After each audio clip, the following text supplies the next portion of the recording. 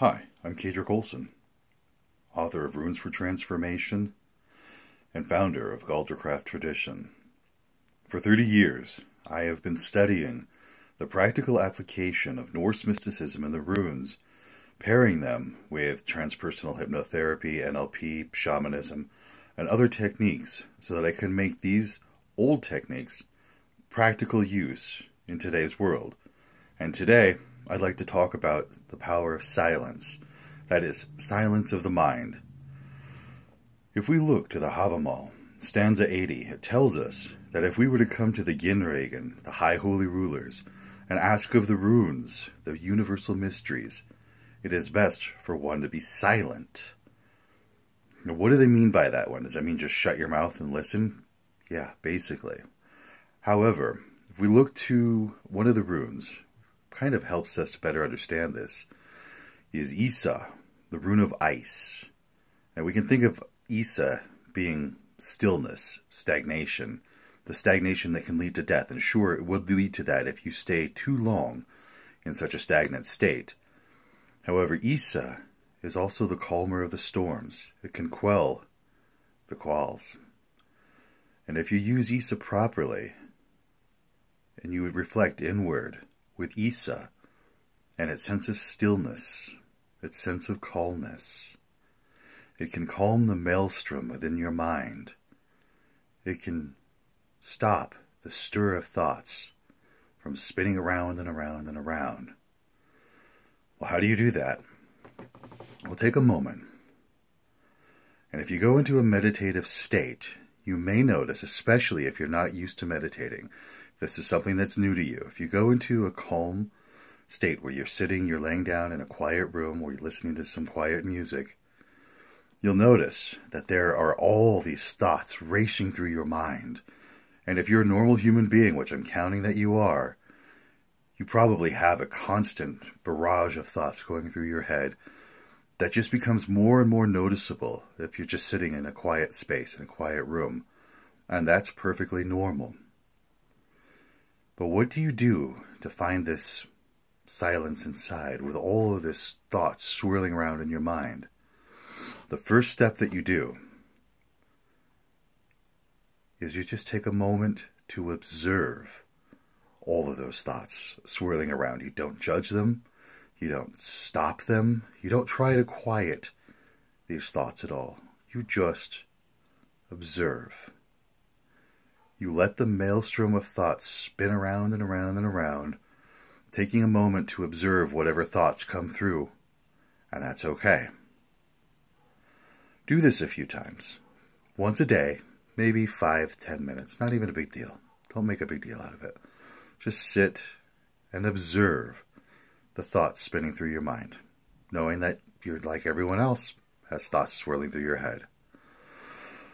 Then, when you got that down pat, you just take one step back and realize that you are observing these thoughts. Realize that there is a part of your mind that is not necessarily a part of those thoughts swirling around, that it is the observer, observing the maelstrom of thoughts swirling in your mind. And that's all you have to do for this part of the meditation. The second part is just be the observer. You know if you got it right, because you can't observe the observer. The observer simply observes. And if you're in that space where you're observing those thoughts swirling around, you're doing it right. Try to take the time just to be the observer and recognize that you are observing and that there's some part of your mind that is not of these thoughts swirling around, that you are the observer. Do that a few times, just like before. And the more you do it, the easier it'll be. But don't worry about it. Just try it. After a while, when you're getting adept at being the observer, now is when things get very interesting. Because you can take that space, that mindset that you're in as the observer, and widen it just a little bit. Put some distance between the observer and the maelstrom of thoughts swirling around. This is the place of silence. This place where the observer has separation from the maelstrom of thoughts swirling around the mind, this spot in the middle becomes your holy temple. This becomes your own personal sacred space within. And it is here, in this silent space of the observer, where one can connect with the Ginregen, the High Holy Rulers, where one can ask of the runes as universal mysteries. And once you connect to this silent space, now the interesting work begins, where you can begin to increase the silent space. First, you recognize the separation of the observer from the maelstrom of thoughts. Then, you increase the space between the observer and the maelstrom of thoughts. Then, try to catch one of those thoughts swirling around, just one of them. And notice, is it a sentence? Do you think in words? Is it a picture? Is it emotions? Are there feelings? What is the nature of this thought that you have captured? And look for the space within it. If it's a sentence, because you're thinking in words, look for the space between sentences. Look for the space between words. If they're images, look for the negative space, the black space in the image. If they're feelings, look for the void between feelings. And what you want to do is slowly expand the space between words. Slowly expand the void between feelings. Go deeper into the black space within the images. And in here, you will find the silence within your thoughts. Again, you are the observer, finding the space between you and the thoughts. Then, you find the space within the thought. And you increase that space over time, little by little, until your mind can be silenced. A thing that you really need to keep in mind, though, is as you're working with this void between thoughts, the space between thoughts, is that another thought will creep right in. You've got this space, you think you've got it under control, you think you're there, and boom, another thought comes in. And that's okay. You know why? This is your mind telling you that there is something important for you to think about. Something important that you need to deal with.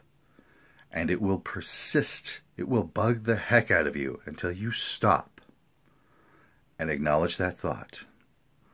And you acknowledge the importance of that thought that just creeped into your space. You acknowledge it. It's something important to your life. And you make the agreement with yourself that when you're done with your practice for this moment, that you will address the issues that that thought has brought up. And you better keep your commitment. As soon as you're done with this space, address the issues that that thought brought up. This will make it easier the next time you go into sacred space within, to hold that sacred space, to hold that silence within. I don't expect that you're going to get this the first few times that you're doing it, maybe even the first few months. But if you make a commitment of practice, if you do this every day, little by little, it gets easier and easier the more that you do this. And the more that you do this, the more you'll find the sacred silence within. And the more you can connect with that sacred silence, the more you connect with your own divinity, with your own divine being, and you bring that into your world and throughout everything that you do. So what is the power of silence? The realization and the embodiment of your own divine being. Hail to you, and thank you.